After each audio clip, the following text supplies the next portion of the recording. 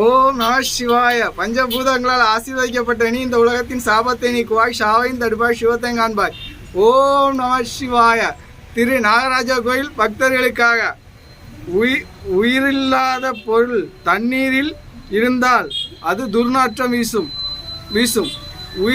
உண்மையில்லாத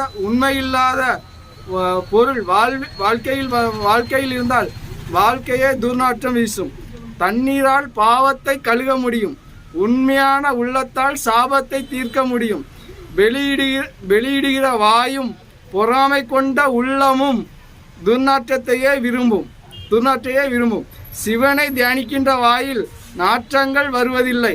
நன்மைகள் செய்கின்றவர்கள் ஏமாற்றப்படுவதும் இல்லை. தீமைகள் செய்கின்றவர்கள்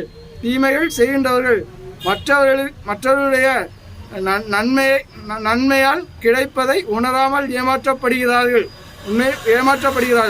என்று சாகா வரம் தந்தார்கள். சாபத்தை தீர்த்து பாதாளத்தை தோண்டுகிறவனுக்கும் வியாபாரம் செய்கின்றவனுக்கும் பணத்தை கொடுத்து உண்மையில்லாத உடலை பூஜை செய்தாலும் தன்னை உணர்ந்தவன் பிறருக்கு ஏமாளியாக நிற்பதில்லை என்று தாயும் தந்தையுமாக மரணத்திலிருந்து விடுவித்தார்கள்.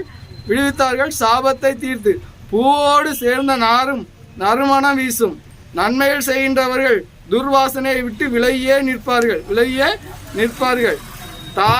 ஒரு பெண்ணுக்கு தாலி கயிறு என்பது தூக்கு கயிறாக வரக்கூடாது. துன்பங்கள் மாற்றுவதாக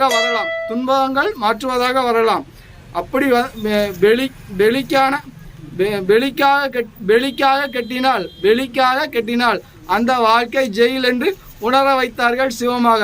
ஓம் நம சிவாய. நாமம் என்றால் நரக கடலும் தலைவணங்கும் சிவமாக. ஓம் நம சிவாய.